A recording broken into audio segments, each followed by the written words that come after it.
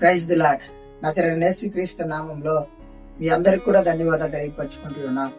దేవుడిచ్చిన కృపను బట్టి, దేవుడి నడిపింపును బట్టి ఈ రోజున నేను మీ మధ్యలోకి వచ్చి ఉన్నాను. ప్రతిరోజు కూడా దేవుడు ఒక వాక్యాన్ని ఇస్తూ మన జీవితంలో ఉన్న శ్రమలను బట్టి, బాధలను బట్టి, కష్టాలను బట్టి ఎంతగానో ధైర్యపరిచి ముందుకు నడిపిస్తూ ఉన్నాడు. అలాగే ఈ రోజున కూడా దేవుడు ఒక మాట తెలియపరచాలని ఎంతగానో ఆశిస్తూ నన్ను మీ మధ్యలోకి తీసుకొచ్చి ఉన్నాడు. ఈ రోజున దేవుని వాక్యం ఒకసారి మనం చూసినట్లయితే మత్తయి సువార్త 8వ అధ్యాయం 8వ వచనం. ఆ శతాధిపతి, ప్రభువా, నీవు నా ఇంటిలోనికి వచ్చుటకు నేను పాత్రుడును కాను.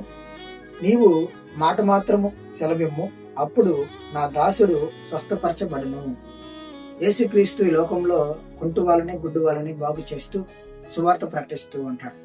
ఒక రోజున కపెర్నహూములోకి వచ్చి సువార్త ప్రకటిస్తూ ఉన్నప్పుడు ఒక శతాధిపతి వచ్చి, ప్రభువా, నా దాసుడు పక్షవాయువుతో మరి ఇంటిలో పడి ఉన్నాడు, తన ఆరోగ్యం ఏమాత్రం కూడా బాగాలేదు, ఒక్కసారి ఇక్కడ నుంచి ఒక మాట పలుకు, మరి నా దాసుడు స్వస్థ పొందుకుంటాడు, మరి బాగుపడి నిలబడగలుగుతాడని విశ్వాసంతో యేసుక్రీస్తు మాట్లాడుతూ ఉంటాడు.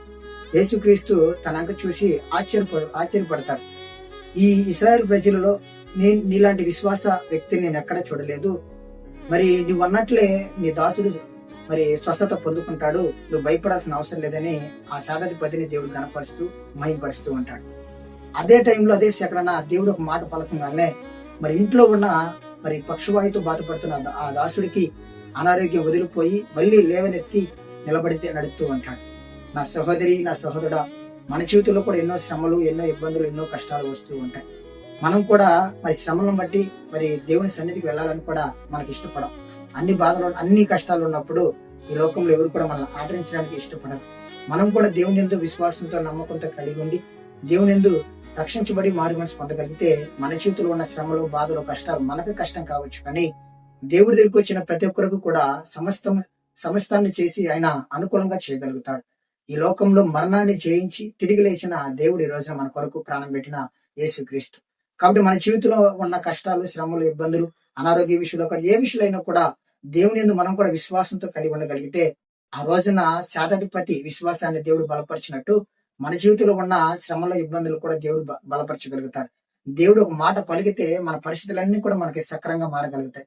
దేవుడు మాట్లాడితే పరిస్థితులన్నీ కూడా మనకు నూరింతలుగా ఆశీర్వాదంగా పొందుకోగలుగుతాం.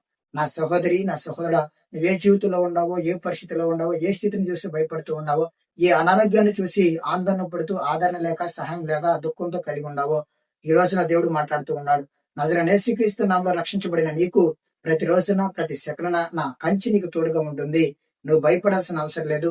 ఆ రోజున మరి ఈ లోకంలో ఎంతో మంది నేను స్వస్థపరిచి బలపరిచిన దేవాది దేవుడిని, నీ జీవితంలో ఉన్న ప్రతి ఒక్క శ్రమ, ప్రతి ఒక్క ఇబ్బంది, ప్రతి ఒక్క కష్టాన్ని కూడా నేను మార్చగలుగుతాను. విశ్వాసంతో, నమ్మకంతో నా సన్నిధిలో కలిగి ఉండు అని రోజున దేవుడు నీకు నాకు తెలియపరుస్తూ ఉన్నాడు. ఆమేన్.